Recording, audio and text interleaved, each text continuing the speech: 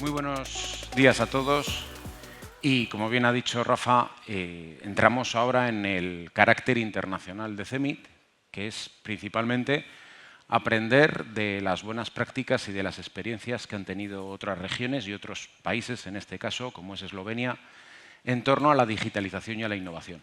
Por lo tanto, lo que vamos a hacer va a ser entablar un diálogo entre nuestros invitados, que ahora voy a pasar a presentar, y nosotros, es decir, el ecosistema de innovación y digitalización que voy a tener el honor de representar y que principalmente lo que queremos es saber eso, buenas experiencias, buenas formas en las que han desarrollado sus planes, también aprender de los errores, ¿por qué no? Así lo vamos a proponer. Y sin más, quiero, en primer lugar, daros a conocer a los invitados en esta mesa. A mi izquierda, Emilia. Emilia es ex-ministra de Transformación Digital del Gobierno de Eslovenia. Para mí es un placer tenerla porque, además de ser ex-ministra, es amiga mía, es mi amiga, es decir, nos conocemos desde hace 6 años y siempre hemos trabajado juntos en proyectos europeos, lo cual da una visión de su carácter y de sus ganas de trabajar con otras regiones y con otros países. En segundo lugar está Mitja, que es un empresario y un emprendedor con una importancia o con una cierta relevancia en el ámbito de las tecnologías de inteligencia artificial. Su empresa se dedica específicamente al análisis de datos a través de sistemas de inteligencia artificial. En tercer lugar, Ursula, que tiene una interesante tecnología y sobre todo ha desarrollado tecnologías de la innovación y la digitalización en un sector tan curioso como es el de la educación. Tiene una aplicación de visión artificial para la ayuda a niños, sobre todo a niños que están aprendiendo a leer y que tienen dificultades de lectura. Y es un proyecto exitoso tanto con el Ministerio de Educación de Eslovenia como con otros ministerios de educación de otros países europeos. Y por último, Andrej, que es experto también en análisis de Big Data. Tiene una empresa que se llama Percipio, que su principal valor es ofrecer el valor del dato a los diferentes usuarios con los que Percipio participa. Y ahora lo que voy a hacer va a ser pasar al inglés, porque nuestros invitados nos van a hablar en inglés. Sí que es verdad que nos han dicho que no nos pisemos unos a otros, porque vamos a tener un sistema de traducción simultánea en pantalla. Entonces ahora ya empezaré a hablar en inglés para todos nuestros invitados y para todos vosotros. So, first of all, thank you for being with us in Cantabria.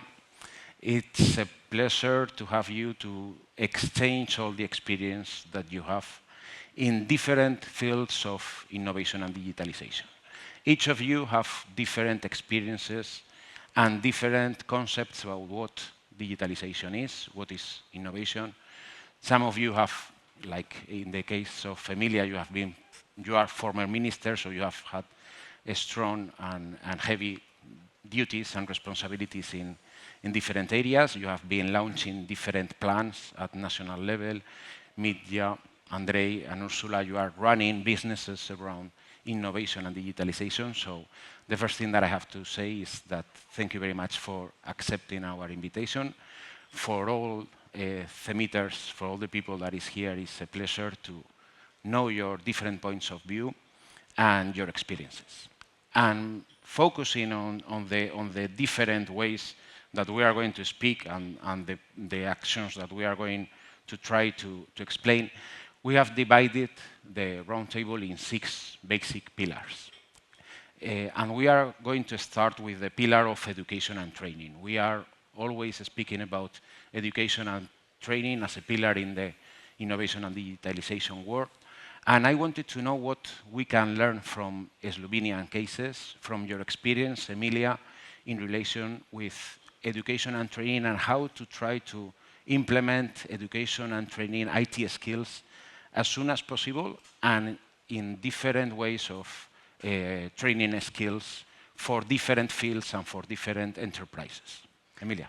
Thank you so much, Jorge. Thank you for inviting us, for having us here. It is our great pleasure to be with you today, to learn also from your experience here in Cantabria.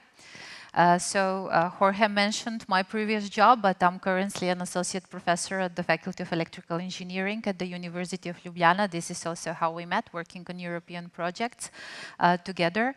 I'm sure that more about the primary education will tell us Ursula, but I really liked what the president of COE mentioned, how important it is to retain the talents in the region. So this is something that we all need to work on. Another thing that is really important is how to attract other talent. And Slovenia in that case is a lucky country because of our geographical position and because of our history. So Slovenia was part of Yugoslavia and still has very good relations and connections with the other ex-Yugoslavian countries. And many of the talents from there, because of the quality of life, because of all the opportunities that are offered in Slovenia, are still coming. So when we're speaking about digital skills in our primary education, the most important thing, it's not to introduce digital skills as soon as possible, but to provide everyone a very good education and foundation. So in Slovenia, we have excellent public education, which means that regardless of your background, every child has a good opportunity to receive the education in a public school. And I think this is the most important thing, and we should all nurture that in the future as well. So we spent a lot of focus on basic skills like mathematics, literacy, and so on and so on. We have introduced as a subject, I think it's called not computer science, but something to do with digital skills. But it's not only about the digital skills, it's about the education as such.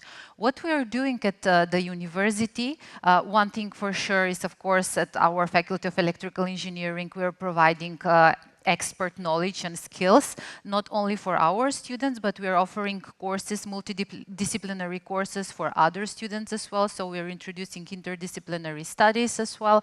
And what is even more important is the lifelong learning. So Mesa in her talk was telling us a lot about how important it is that workers are able to learn new skills later on, and this is something we're all working.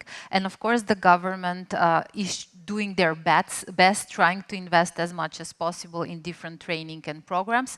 Slovenia has tradition in industry like automotive industry, pharmaceutical industry, and so on, which means that they're traditional industries. And so now we need to reskill. While I was a minister, we had funded so many projects about reskilling workers, also young people, but especially reskilling workers. And I think it was more than 40,000 people that took part in these skills. So just 40,000 people, Slovenia is 2 million, which means this was a huge percentage of our population. And Ursula, you have made, from the point of view of digitalization, part of your business, especially focused on education. How can you explain the importance of digitalization as a pillar in order to develop education plans? Okay, maybe just to give a little bit of context, what we did was we tried to digitalize something that was through the history of education for hundreds of years done analog with a parent or a teacher sitting next to a child and a child practicing. I really loved what Mercedes pointed out. There are certain skills that cannot be compressed through an algorithm. Child needs to practice a skill in order to that skill to become automatic. But with the new technologies coming, we were able to put them together in an experience that enables that child to practice, get immediate feedback, and repeat that. So the challenge is you can build technology, you can employ the tools that are now out there, but really how to scale that, how to educate the teachers to employ that in the classroom, how to educate the parents and in a way the whole society, that is the challenge that is bigger. And I think Kobe, which is the product that we built, is unique because it was born out of a personal passion and frustration with a system that did not provide a service to my own child. She's dyslexic, like 10 to 20% of other kids. And that specific group is systematically underserved in our educational system. But what happened through the years that I was working on this problem, I realized, and I think this problem is noticed everywhere, that because of the lack of the focus of young kids in that specific age, this problem of illiteracy is becoming bigger and bigger. So while we try to teach them so much, we lack to teach them the basic skills.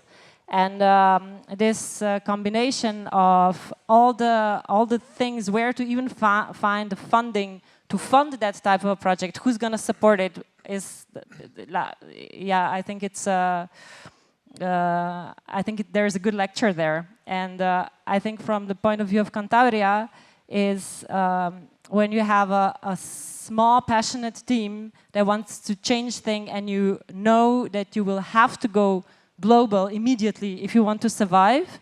If you have a close community of your government, of your local community that supports you, is critical, because otherwise you don't have you don't stand a chance. And so there is a good pattern there that has been repeated in Slovenia a couple of times, not only with our project. Mm-hmm. One of the second pillars that we have chosen for this roundtable is finance and support.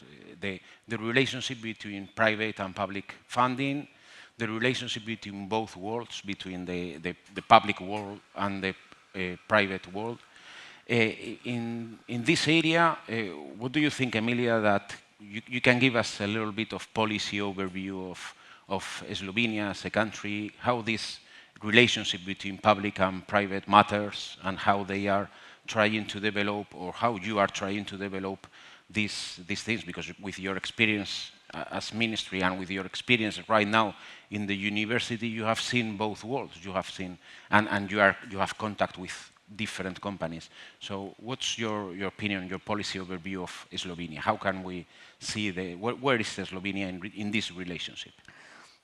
Thanks a lot. So when I became a minister, we had different strategies regarding digitalization. There were many different strategies, like digital strategy of the Slovenian economy, of the education, and so on and so on. But these strategies were not aligned. So what we wanted to do is to have one umbrella strategy, and that we all know, okay, this is the direction that we are going through, and these are all the stakeholders that will participate. So we created Digital Slovenia 2030. It was a long-term strategy. It was implemented in 2000, not implemented, but adopted in 2022, sorry.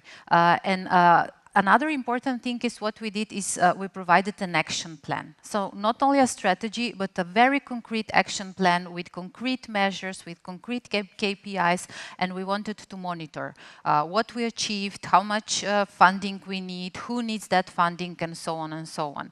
So this was one of the things we did at the ministry and within the government. Another thing, what I also really liked in the opening speech, Regional Minister Eduardo was saying that here in Cantabria you will get a cybersecurity center. When I was discussing with the private companies and we were asking them, okay, do you need a funding for your projects? And then it was the especially smaller companies, not the corporate ones, who were telling me, no, we don't need some small funding. What we really need is access to infrastructure, access to test beds just to test our technology, and maybe some seed funding just to test our ideas. And this is what we did. So I'm coming from a city of a very similar size like Santander. I'm from Maribor. It's 150,000 people living there. We already have one supercomputer, but now we're building a new, even more powerful supercomputer, and the companies will have access to this supercomputer. And also another thing that we did is that they have access to data. So the idea was to listen to the needs of the companies, to provide them access to infrastructure, access to funding, and then also to be able to test their ideas. So what we are doing right now is AI sandbox, which will be at our faculty, where regardless of all the regulation, they will be able to test their ideas. So this is how we proceeded. And for me, it was also surprising, because when I was talking to the companies, I thought they will ask for millions to fund their projects, but it wasn't like that. So just to listen to the end users. And Mitja, I wanted to share with you this point of view, because you have a company, you have a recent company, it can be a startup, recent. What do you feel about what Emilija was saying about the support that companies need? That sometimes it's not necessary to have a specific grant. What you need is a specific infrastructure and a specific ecosystem, somebody helping you, but not only with money, with knowledge, opening doors. What do you think? Yeah, is it working? Yeah, okay. So this kind of infrastructure, for sure, is kind of a backbone. So technological parks, digital innovation hubs, commercial, the chambers of commerce and so on, those are the entities that in many cases help out all the other companies that are in the ecosystem. So big companies, for them it's hard to innovate, to change. So they need startups with the ideas like us, which we are fast to develop, to do the pilots, to test. But on the other hand, we need those companies that we can use pilots there. And for startups, it's hard to approach them. And having entities like this, and on the other hand, universities that bring the people and the initial research, and also the government that provides the infrastructure and the financing, those kind of entities help us to set up the puzzle together. So for us, this is very important to work with this. And as startups, it's hard to build the trust at the beginning. And those kind of entities, they fill this gap as they say, okay, this is a startup, 3 cents, nobody knows us, or not many companies know us. But if we are joined into a project through the Chamber of Commerce, then the big companies will not ask about the trust or about if they can trust us or do the pilot. So working together with such backbone entities, it's really important, and it basically, for us, it's a shortcut, and it helps us to boost and to do the first project and to thrive. Okay. The third pillar that I want to share with our guests is the open to the world, what we have said. The importance of being international, of cooperation, of collaboration with other entities. Slovenia is a small country, as Emilija was saying. And in the case of Slovenia, I think that you have very good practices in order to internationalization and cooperation with other members of the European Union. And I wanted to start with Andrej, because your company has a very specific way of internationalization, and you are very focused to those actions, to being international. And what kind of things do you think that Slovenia we can learn from the Slovenian cases in terms of European cooperation? Yeah, thank you. Yeah, actually, from when we start our journey as a Percipio, from very start we had idea to put our company on the global map. But of course, we hope that we will start or take out first steps in Slovenian local market.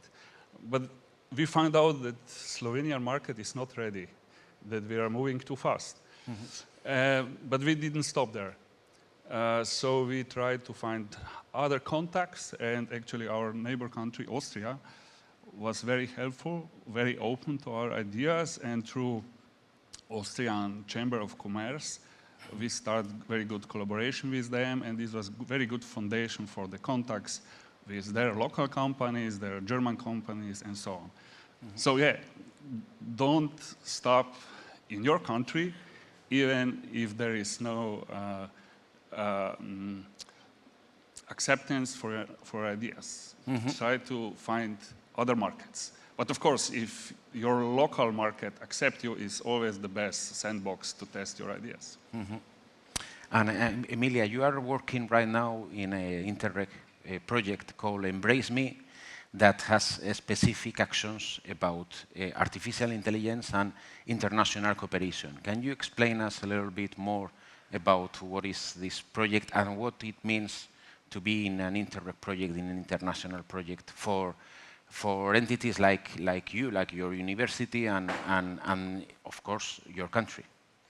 So Interreg projects, not only Interreg, but European projects are precious for us. It is because we are able to collaborate with other regions. It's because we are able to learn what are the best practices, but not only that, also what are the lessons learned, to not make the same mistakes. So within our lab at the university, we have many, many European projects.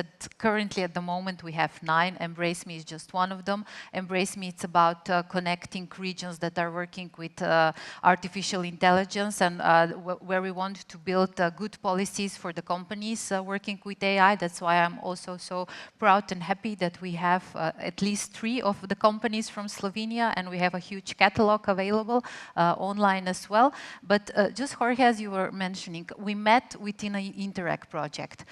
We were working on other projects as well. So the region, the country itself, we don't have all the capacity to come up with what the new technologies are building, or to learn on our own. That's why it's so important to be part of this international community and to have some common projects. And I think that in Europe we even need more of that, because we're so fragmented, and if we work on important projects like artificial intelligence, quantum technology, for example, now we have the supercomputers where again we're joining powers, and we have several different countries that have common supercomputers. For the one is you have more in Spain, but for the one, Slovenia is also part of this one. And I think this is the real value of Europe, the collaboration, the exchange, and the common goals. Mm-hmm. Ursula, I wanted to share with you this part of the internationalization, because you have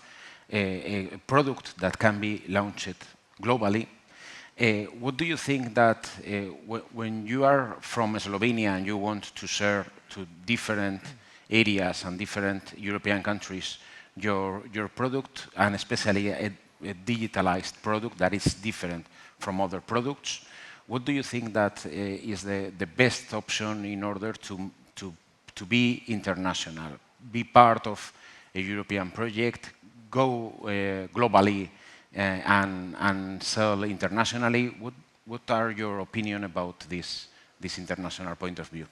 So we did not take the path of going into any European projects.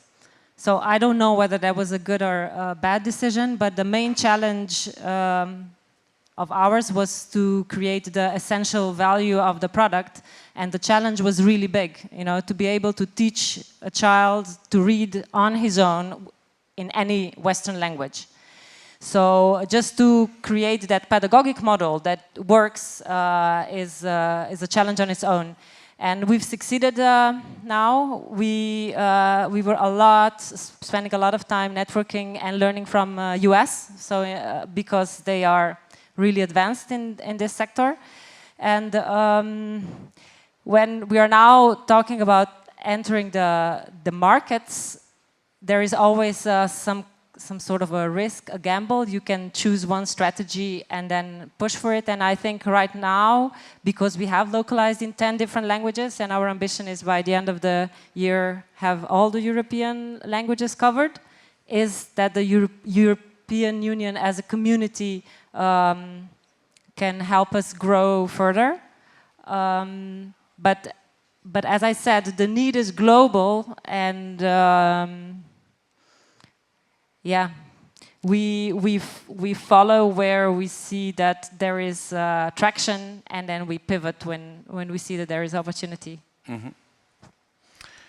Technology importance is, specifically in the sectors of innovation and digitalization, has a global link between SMEs and large firms.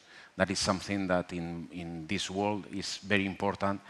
In the case of Slovenia, the role of the startups and the entrepreneurial activities that they are doing, how your country is trying to push ideas into business activities, how your country is leading in comparison with other countries that are your neighbors and that wants to develop other startups and other companies.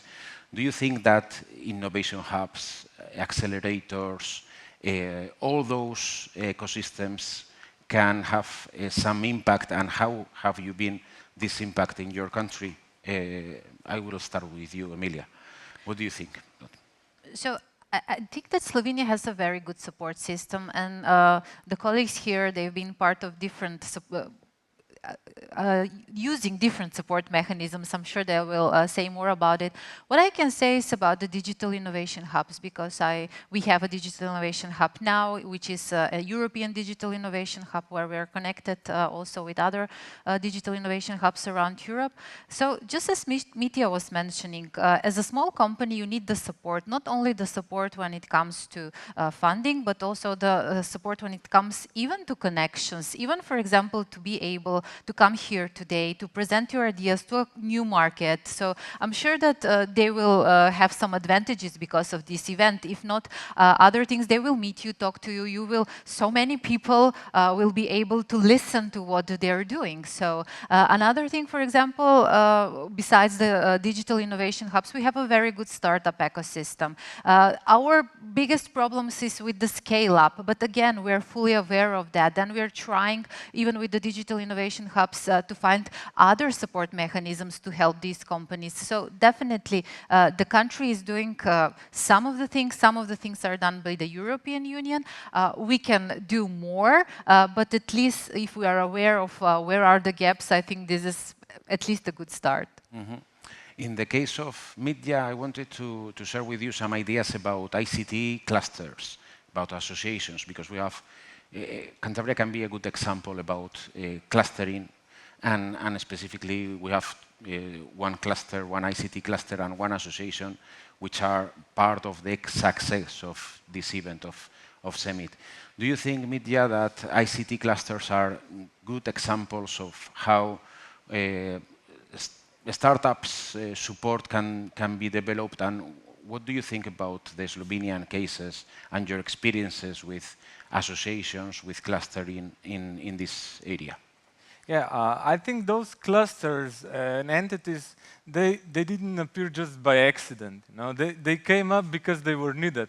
They needed to fill up a puzzle. In some cases, they were created by the government because the government saw a need in this, and by other cases, it was just a business model because they saw an opportunity how to connect and attract those companies and do this part that is missing. Mm-hmm. So for us as a startup, we're using a lot of AI, we're doing a lot of data insights and automation and projects like this in factories that are generally very slow to react. So, and to convince those companies to be agile, to do something that is new, it is very hard.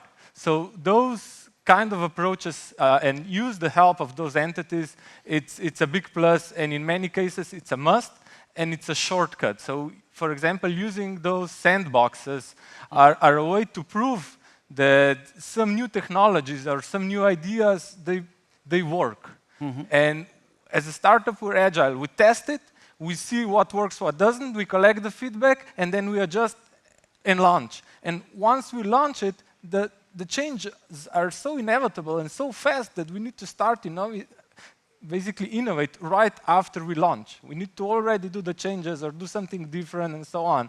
And using those entities, it's like I said before, it's a backbone, Mm-hmm. We need those, and they help us greatly. So I would say we appreciate Slovenia in that way, that some things or some approaches, they are made strategically. Uh-huh. And Ursula, in your case, how can you define the startup ecosystem in Slovenia? Do you think that it's a good system, something that we have to learn from the startup ecosystem? Yeah, definitely, especially this first stage where it sort of helps you from the first idea and that thinking, oh, should I start this journey or not? There is a distributed network of centers that help you. And I think it is critical because startup at the core is a seed, and that seed is an extraordinary passion of a very small number of people, sometimes just one or two or three people, and to nurture that, that it doesn't sort of die before it even starts is important. But every stage has its own challenges. and you're constantly solving. If everything is good and you're growing, then every stage has a challenge. I think Slovenia, maybe this dare to think really big, that is something that we lack, right? To dare to think really, really big. And when you are on a global market where you have competitors who do think really big, and their funders think really big, and they understand that it takes 100 people and so much million to develop something, then you have to find ways to, yeah. I think in that sense, we are extremely different than Americans. Americans are super optimistic. They are so optimistic. We are constantly a little bit like Europeans. We are always a little bit of, and I think this is holding us back. I think we are, you know, this technology is just, it's fantastic. Like, and I believe in goodness of people, and I think it's gonna bring a new society. But we have to engage with it to imagine what can we do with all this stuff that every day is new, as you said, you know. So. The fifth pillar that I want to share with our guests is the successful ideas and successful tools and actions that you have seen in your country and that you have experienced within your companies, because you are three examples of three companies that are successful because they have, or you have tried to implement or to develop new digitalization tools in different areas, in different activities. I wanted to give you the floor to share what your companies are doing and what are the most important actions that you think that are your contribution to the Slovenian digitalization sector. I will start with you, Andrej. Can you explain us what is Percipio and what do you think that is the best tools and the best practices that Percipio has given to the Slovenian ecosystem? Thank you. Yeah, so as a company, we started in the era of big data, not AI. And this was the time that company was overwhelmed with information and trying to find the way how to use this information. We were especially focused on the companies that are manufacturing companies that are looking for new ideas, for new maybe fields, actually to find unknown unknowns. And this was the basic idea of our tool, to index all patents, all scientific articles, and try to find some interconnection between them. And we, from this, because I'm a physicist, and I looked at that time on the AI different way, like today, we actually use some statistical approaches, how to, from all this data, digested data, get valuable keywords, and offer the customers valuable keywords for their searching queries. Because normally the problem is how to find something unknown if you don't know what is unknown. So you first have to find the words. So idea is our tool is actually the tool for first finding the right words for your search. And then you have, of course, also the database that you can search. And with now new technologies, large language models, actually it was just the next step for our tool. It's not something we have to start over, but we just level up our tool in such a way that we offer the customers additional AI chat that you can, of course, how to say, chat with AI about new ideas, but based on our database. Actually, we are using retrieval augment generation generated from our data that you are still focused on your area of interest. So in general, what is our add-on? We want to, how to say, foster creativity, innovative way of thinking, but of course not replace people with AI. Ursula, in your case, in your product, I've been watching your product, I've seen your webpage, and I see really interesting that you have created something for helping children with needs with specialty needs in order to read properly, especially dyslexia. What do you think that is the best tools that your company can give to the Slovenian ecosystem, and what's the main activities that you are developing with your company? So obviously what we are developing now, but I think what is the most valuable is that new technologies are coming. Children are a very vulnerable group in many senses, from brain development to privacy issues. I think it is super important there is people who understand technology are busy with this field, because the first reaction of many pedagogic worker is like, oh no, we have to protect them, don't just give them books. But the thing is that while the good people are trying to just shield this target group from the technology, there is others who are without any doubt putting on them really bad technology. So I think it is now the time that in future with new hardware, I think in a couple of years, phone's going to be past and we're going to have glasses, that we develop this technology in a good way. So I want to contribute to that with my company, that there is a good technology developed for this target group, and that we, make sure that our educational system stays relevant. Mm-hmm. And Mitja, your company, can you introduce us what you are doing and what's your purpose in relation with these best practices that you can contribute to the Slovenian ecosystem? Yeah. So first of all, I have several companies. I have some patents, and the products that we're doing with a couple of companies are in the traffic safety area. They are all in some kind of AI, so high technological things. But the area that we're contributing the most that I can see is with 3Sense, where we use data for decision making, basically. So we use cameras and other sensors for computer vision to figure out what is going on, in most cases in big factories, in big production factories, to automate things, to automate processes, and we use AI then for predictive maintenance and to see and to react in time.